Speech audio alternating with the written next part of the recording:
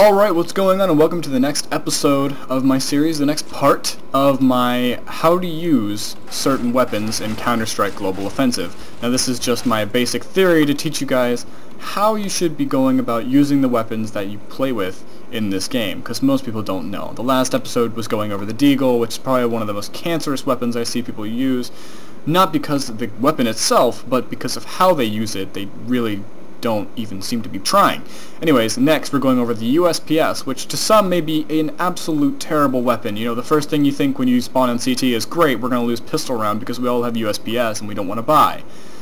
It's not the case. It's actually probably the most accurate pistol in the game. Probably. I don't know the statistics, but it feels like it sometimes.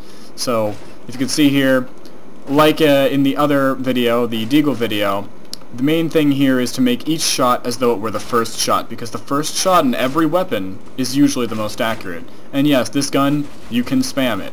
A lot. The Deagle you can't really spam because of the recoil, but this gun has almost no recoil when the silencer is in. And then if I take the silencer off, the recoil still isn't too bad. In fact, the recoil will most likely push you from upper chest to headshot.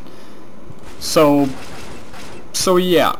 Now we're going to open up the long range, and we're going to open up this area.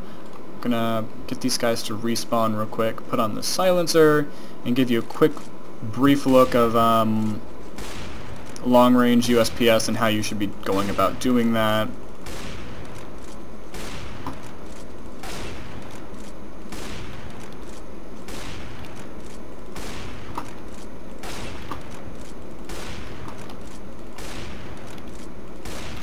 Alright, so now the first thing I want to cover really quick about this USP-S is that the spray pattern is pretty linear.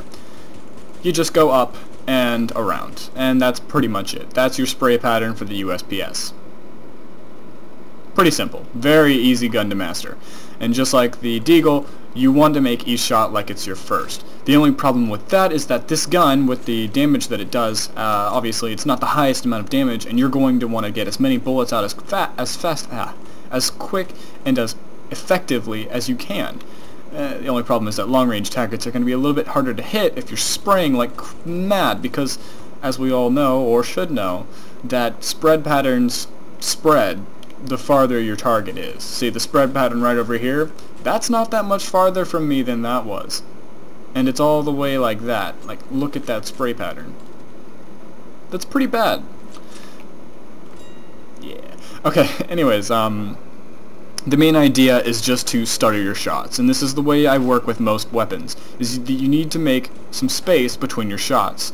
Now, if your enemies are closer than this, let's say if your enemies are within this range that this game is about to, this map is about to give me, you can be pretty quick about it. The good thing about the USP-S is it's pretty accurate at almost any speed. But remember, every gun has its limits, so you just need to know the limit of the current gun in your hand.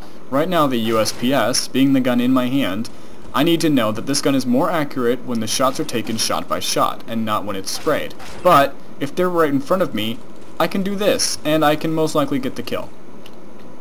So yeah, that pretty much wraps up the USP-S.